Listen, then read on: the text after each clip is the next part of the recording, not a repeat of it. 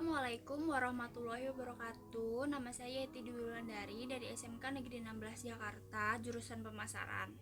Di sini saya ingin menjelaskan materi PPKN bab 4 tentang dinamika persatuan dan kesatuan bangsa dalam konteks Negara Kesatuan Republik Indonesia.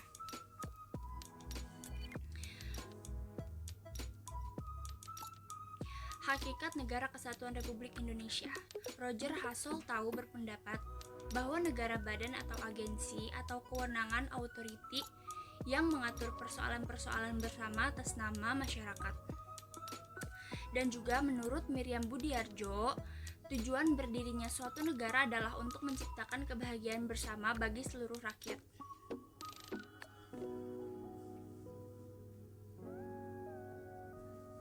Unsur negara itu ada 3. Yang pertama itu ada rakyat, yang kedua ada wilayah, dan yang ketiga ada pemerintahan yang berdaulat.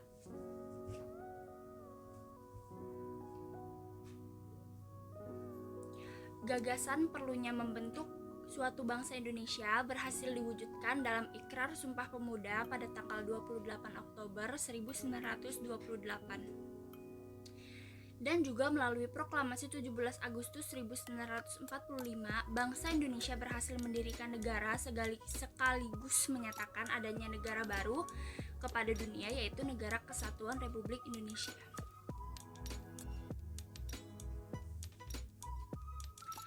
Untuk slide selanjutnya, ada sistem negara kesatuan, yaitu 2, sentralisasi dan desentralisasi. Sentralisasi itu yaitu penyerahan kekuasaan sekaligus wewenang administrasi pemerintahan kepada pemerintah pusat secara utuh. Dan yang kedua ada desentralisasi.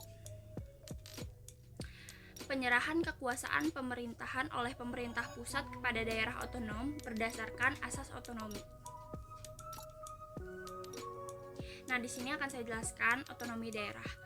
Otonomi daerah itu hak, wewenang, dan kewajiban daerah otonom untuk mengatur dan mengurus sendiri urusan pemerintahan dan kepentingan masyarakat setempat. Asas otonomi daerah itu terdiri dari 3, yaitu desentralisasi, dekonsentrasi, dan juga pembantuan. Slide selanjutnya akan saya jelaskan apa yang dimaksud dengan asas otonomi daerah. Yang pertama itu ada desentralisasi. Desentralisasi itu penyerahan wewenang pemerintah oleh pemerintah pusat kepada daerah otonom untuk mengatur dan mengurus urusan pemerintahan dalam sistem Negara Kesatuan Republik Indonesia. Dan yang kedua ada dekonsentrasi, yaitu pelimpahan wewenang pemerintah oleh pemerintah pusat kepada gubernur sebagai wakil pemerintah pusat atau kepada instansi virtual di wilayah tertentu. Dan yang ketiga ada tugas pembantuan, yaitu penugasan dari pemerintah pusat kepada daerah atau desa, dari pemerintahan provinsi kepada kabupaten untuk melaksanakan tugas pembantuan. Nah, apa sih emang tujuan dari otonomi daerah? Tujuan dari otonomi daerah itu ada 3 tujuan. Yang satu, tujuan politik itu untuk mewujudkan demokratis produk melalui partai, politik, dan DPRD. Dan tujuan yang kedua itu ada administratif, untuk pembagian urusan pemerintahan antara pusat dan daerah termasuk sumber keuangan. Dan tujuan yang ketiga itu tujuan ekonomi, agar terwujudnya peningkatan indeks pembangunan manusia sebagai indikator peningkatan kesejahteraan.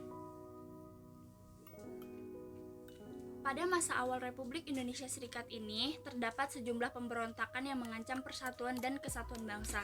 Yang pertama itu ada pemberontakan Angkatan Perang Ratu Adil atau yang biasa disebut dengan APRA. Dan yang kedua itu ada pemberontakan Andi Aziz. Dan yang ketiga itu ada pemberontakan Republik Maluku Selatan.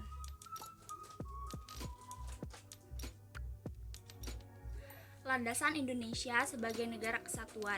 Yang pertama itu Alinea Pembuka Undang-Undang Dasar 1945, Pasal 1 Ayat 1 Undang-Undang 1945, Pasal 18 Ayat 1 dan 2, Pasal 25 Ayat 2, Pasal 25A, dan Pasal 37 Ayat 5. Proses persatuan Indonesia itu meliputi banyak hal.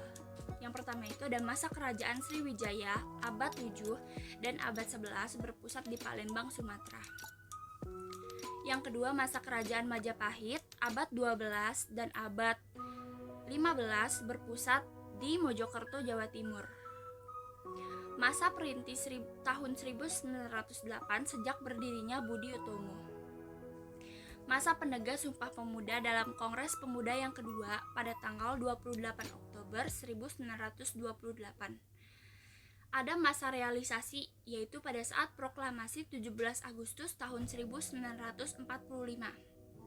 Dan yang terakhir ada masa memupuk dan menjaga persatuan bangsa. Persatuan dan kesatuan bangsa Indonesia dari masa ke masa, yaitu ada mungkin terbentuknya BPUPKI. Nah, tujuan dari sidang BPUPKI adalah membahas bentuk negara Indonesia serta memutuskan dasar negara Indonesia.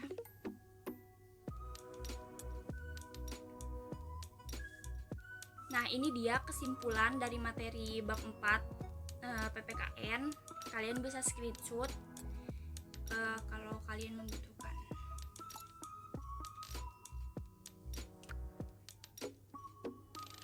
Nah, dengan dijelaskannya dinamika kehidupan bangsa Indonesia sejak proklamasi hingga sekarang, diharapkan meningkatnya rasa nasionalisme yang dimiliki oleh masyarakat, khususnya generasi muda. Apalagi sekarang generasi muda kan banyak banget yang mengikuti zaman, tapi kita boleh mengikuti perkembangan zaman, tapi jangan sampai lupa sama rasa nasionalisme bangsa Indonesia.